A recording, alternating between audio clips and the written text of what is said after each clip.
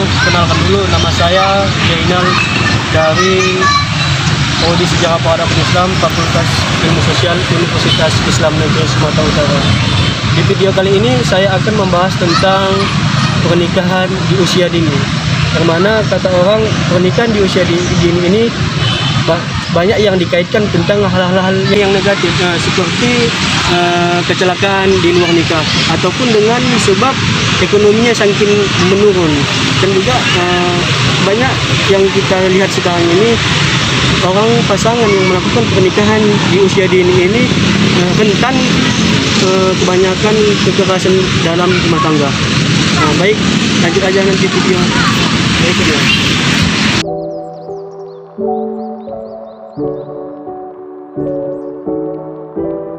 Ini saya akan mewawancarai di sekitaran ini bagaimanakah pendapat mereka seorang pasangan melakukan pernikahan di usia dini. Baik. Boleh sedikit mengganggu waktunya, mau wawancara, boleh? Perkenalkan namanya Kak.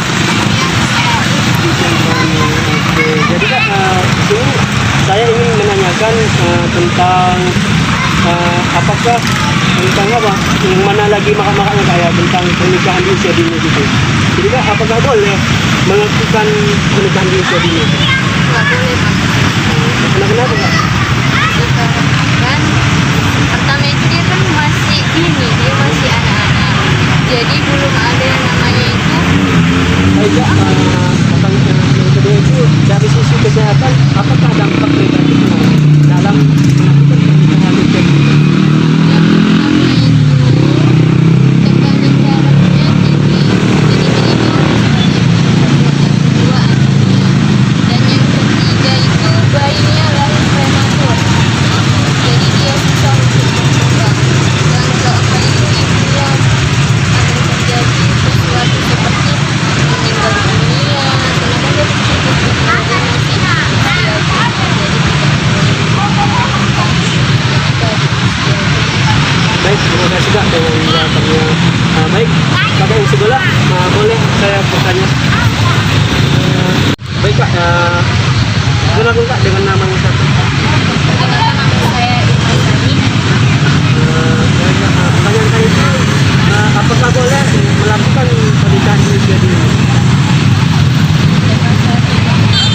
Menurut saya melakukan pernikahan usia dini itu tidak boleh. Kenapa? Karena pemikiran dia itu belum matang lah, dengan udah itu dampak negatifnya bisa ke bayinya dengan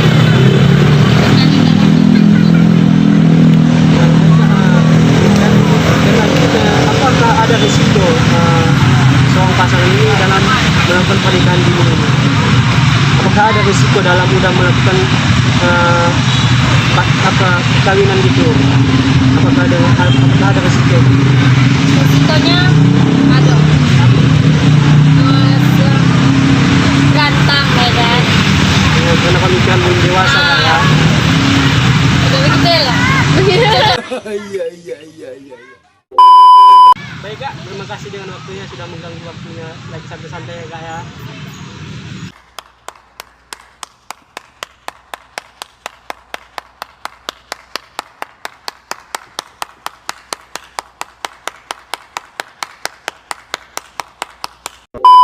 Something about you. Sometimes we had sex and then Baik, tadi saya sudah mewawancarai beberapa orang di daerah taman ini. Jadi jangan kemana-mana, ikuti videonya seterusnya.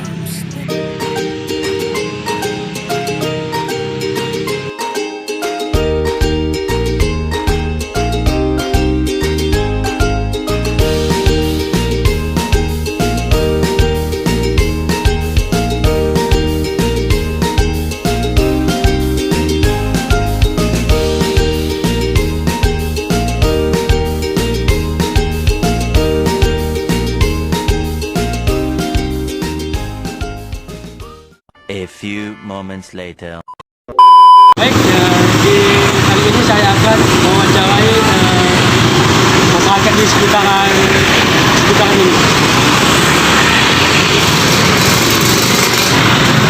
Bang, boleh waktu sebentar Bang? Jadi ini Bang, saya mau mewawancarai tentang masalah tahun ini kan bagaimana orangnya melakukan pernikahan di usia dini. Kali-kali menurut Abang, apakah boleh melakukan pernikahan di bawah pernikahan usia dini? Alasannya Bang? Alasannya akan timbang kita berusaha kalau kita pakai saja kan juga itu. Iya. Ini kan kalau dalam undang-undang itu kan pernikahan usia dini kan itu di bawah 19 tahun Bang. Ada dampak negatifnya ini. Jadi menurut Abang ini kan dari sisi kesehatan itu apakah apa contohnya dampak negatif?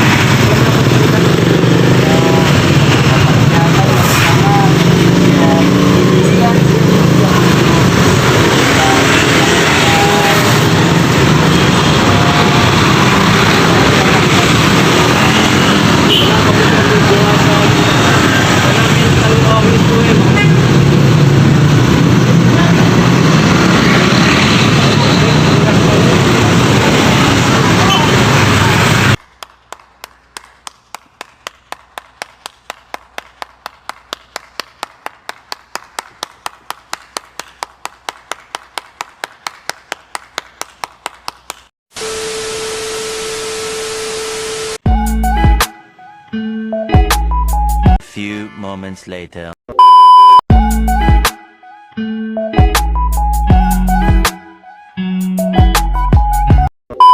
Yang begitu merajalela dalam hidup. Anak remaja ya. Jadi jangan gara-gara kita ekonomi kita lemah, ingin ondak HP yang paten, ingin kosmetik yang bagus, diajak kawan pergi jalan-jalan tengah malam jumpa dengan orang-orang yang apa namanya siluman, ya. Kata apa kupu-kupu malam. Nah ini yang kita khawatirkan. Bagaimanapun kondisi kita, bagaimanapun ekonomi orang tua kita, sekali lagi kami sampaikan, jangan berteman dengan orang-orang yang memancing kita untuk berbuat kejahatan, berbuat harga diri hilang seketika.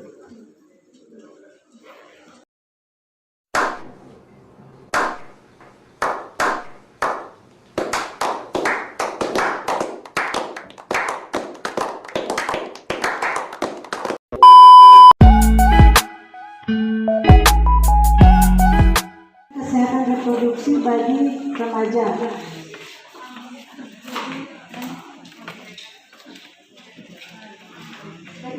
Harus kita ketahui itu apa tentang reproduksi. Reproduksi berasal dari kata re kembali dan produksi membuat izin ya dengan keturunan dan kelestarian hidup.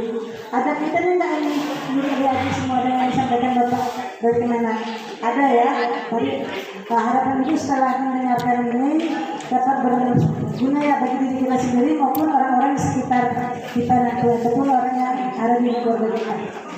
Jadi secara definisinya itu kesehatan reproduksi remaja dan maksud baru tujuan kesehatan reproduksi secara kesehatan yaitu untuk melindungi remaja dari resiko pernikahan usia dini, untuk mencegah kehamilan yang tidak dikehendaki, aborsi dan infeksi menular seksual atau penyakit menular seksual ya seperti HIV dan AIDS.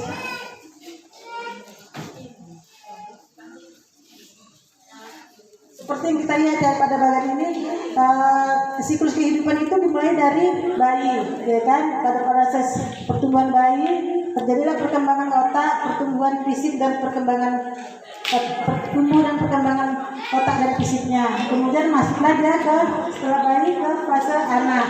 Disinilah pertumbuhan fisik dan perkembangan masih Sih sebetulnya kami dari Komisi Perlindungan Anak Daerah sangat berkepentingan untuk memastikan agar usia anak itu tidak dulu dilakukan perkawinan gitu. Jadi kami dari KPAD juga KPAI Pusat, kemudian KPAD seluruh Indonesia bersepakat bahwa perkawinan usia anak atau perkawinan itu harus dihindari sebisa mungkin, gitu kira-kira. Sebelumnya mungkin diketahui dulu ya, pernikahan dini itu kan pernikahan mungkin kalau secara undang-undang kita ada ya, diatur di Undang-Undang 174 yang diperbaharui dengan Undang-Undang Nomor 6 Tahun 2019. Itu di situ dijelaskan bahwa untuk seseorang untuk melakukan pernikahan itu kalau dulu itu 16 untuk perempuan, sekarang harus 19. Jadi kalau perempuan yang menikah atau pasangan calon suami istri yang menikah di usia di bawah itu pasti nggak boleh.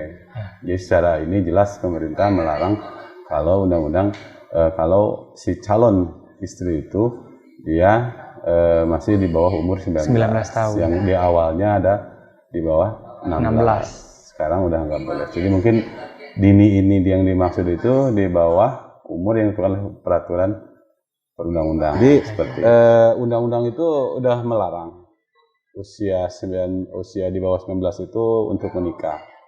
Tetapi ada di pasal di 2019 itu ada pasal B-nya terhadap orang yang menyimpangi di bawah 19, dia harus mengajukan dispensasi kawin kepada pengadilan agama. Di sini mungkin peran pengadilan agama akan memeriksa permohonan izin tersebut. Itu harus ada izin, makanya secara itu di situ disebutkan untuk menyimpanginya harus ke pengadilan agama masyarakat ini kalau dia mau menyimpangi.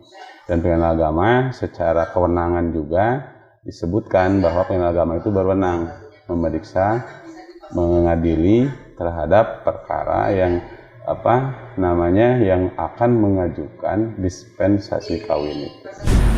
Kehamilan di usia dini bukanlah hal yang mudah, justru cenderung beresiko. Resiko yang akan terjadi juga tidak main-main.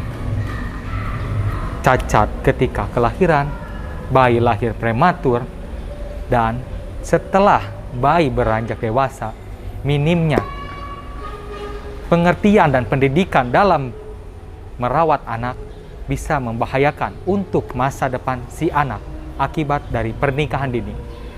Oke, saya jawab benar, sangat berpotensi untuk mengalami kekerasan dalam rumah tangga ketika seseorang melakukan pernikahan dini. Ya, ini true story ya, jadi betul-betul yang pernah saya dampingi. Kebetulan saya seorang pendamping rehabilitasi sosial di sini. Ketika seseorang memilih untuk untuk melakukan pernikahan dini dan beberapa tahun kemudian beberapa orang yang saya dampingi mereka menyadari bahwa ada beberapa hal yang saya tidak alami gitu.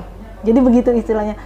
Jadi saya bisa katakan bisa simpulkan bahwa kematangan mental, kematangan psikologis, kematangan pengalaman itu belum siap gitu, dan akhirnya menyebabkan proses perceraian dan proses KDRT itu terjadi mau tidak mau gitu. Resikonya itu yang kemudian menjadi latar belakang atau alasan sosiologis ya, terutama alasan sosiologis kenapa kemudian usia perkawinan itu harus dibatasi 19 tahun. Yang diantaranya adalah potret beberapa kekerasan dalam rumah tangga itu rata-rata terjadi di usia yang relatif masih muda dan mereka sudah menikah kan gitu.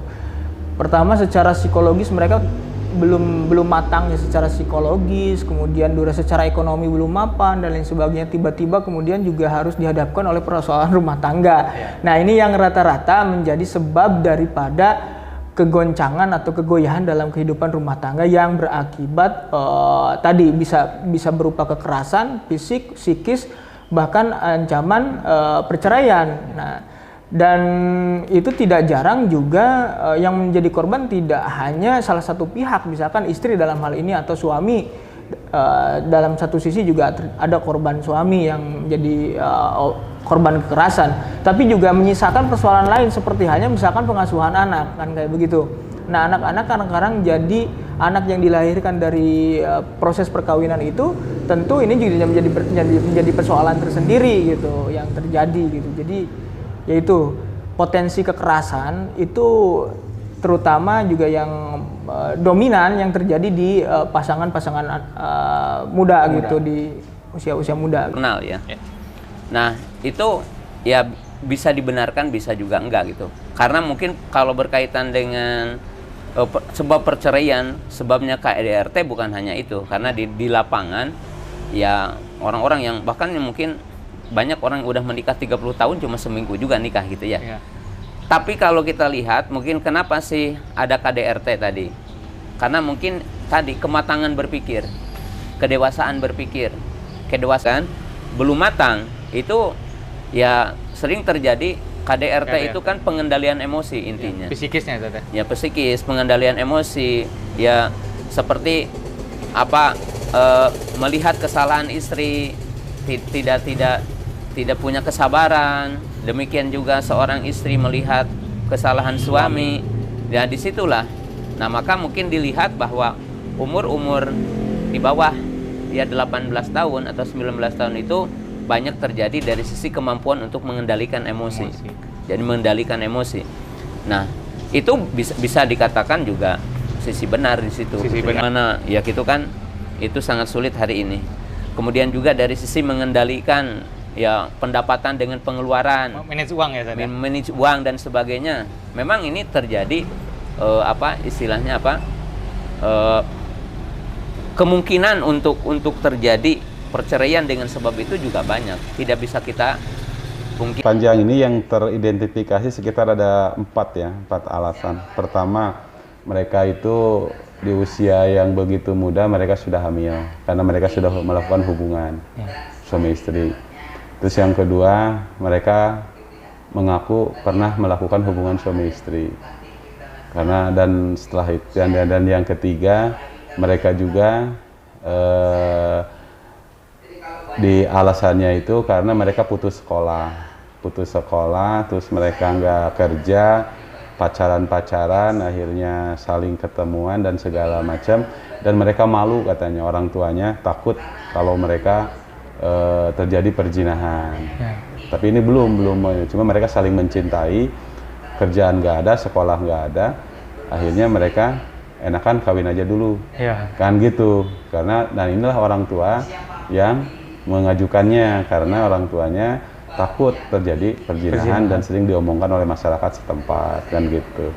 Dan yang paling ini juga yang kadang penyebabnya itu, yang keempatnya, mereka itu karena orang tuanya akan pergi kerja keluar negeri, jadi TKW atau jadi apa, mereka di sini sementara mereka tinggal 1 tahun lagi usianya dewasa, akhirnya mereka minta karena takut nanti tidak ada wali yang ngurus segala macamnya, minta untuk dikawinkan karena orang tuanya mau kerja keluar negeri. Hal-hal itu yang saat ini yang ada di data. Baik, saya akan sedikit menjelaskan tentang pengertian filsafat. Filsafat menurut perkembangan pemikiran kefilsafatan antara satu ahli filsafat dan ahli filsafat lainnya yang selalu berbeda dan hampir sama banyaknya dengan ahli filsafat itu sendiri. Pengertian filsafat dapat ditinjau dari 2 segi, yakni secara etimologi dan terminologi. Filsafat secara etimologi, kata filsafat yang dalam bahasa Arab adalah filsafah, dan juga dalam bahasa Inggris dikenal dengan filosofi, merupakan sebuah kata yang berasal dari istilah bahasa Yunani kuno, yakni filosofia. Kata filosofia terdiri atas kata philein yang berarti cinta dan sophia yang berarti kebijakan, sehingga secara etimologi filsafah berarti cinta kebijakan dalam arti yang sedalam-dalamnya. Pengertian sejarah menurut para tokoh, yang pertama itu Herodotus. Sejarah tidak berkembang ke arah masa depan dengan tujuan pasti, melainkan bergerak seperti lingkaran yang tinggi rendahnya diakibatkan oleh keadaan manusia itu sendiri. Yang kedua itu Aristoteles. Sejarah adalah suatu sistem yang mengasumsikan bahwa peristiwa-peristiwa diatur secara kronologis dan semua peristiwa masa lalu dicatat memiliki bukti yang kuat. Ketiga, Ilmu Khaldun. Dalam bukunya Muqaddimah Jilid 1, sejarah adalah catatan tentang masyarakat umat manusia atau peradaban dunia dan tentang perubahan-perubahan yang terjadi pada watak manusia itu sendiri. Yang keempat, Muhammad Ali dalam bukunya Pengantar Ilmu Sejarah Indonesia mengemukakan pengertian sejarah sebagai berikut. Yang pertama itu keseluruhan perubahan-perubahan, kejadian-kejadian, peristiwa, kenyataan yang benar-benar telah terjadi di sekitar kita. Yang B, cerita tentang perubahan-perubahan itu. C, ilmu yang menyelidiki tentang perubahan-perubahan yang benar-benar terjadi. Yang kelima, menurut Sartono Kartodirjo, sejarah dalam arti subjektif adalah bentuk yang disusun oleh penulis sebagai suatu uraian atau cerita, sehingga memuat unsur-unsur perasaan dan isi pikiran penulis atau pengarang. Sejarah dalam arti objektif adalah menunjuk kepada kejadian atau peristiwa itu sendiri secara keseluruhan yang terlepas dari unsur-unsur subjektif para penulisnya. Baik, alhamdulillah, dari kesimpulan video yang telah saya wawancarai, bahwasanya pernikahan di usia dini ini banyak sekali dampak negatif dari sisi kesehatan. Tapi tentunya kita juga sama-sama memahami bahwasanya pertama, Islam tidak membatasi tentang umur dalam pernikahan usia dini. Tapi dalam Islam sudah menjelaskan tujuan dari pernikahan. Maka untuk tercapai tujuan pernikahan perlu diperhatikan tingkat kedewasaan seseorang agar cara berpikir dalam berumah tangga lebih matang. Mungkin ini saja yang dapat saya sampaikan. Mudah-mudahan video ini bermanfaat bagi penonton. Saya sudahi. Assalamualaikum warahmatullahi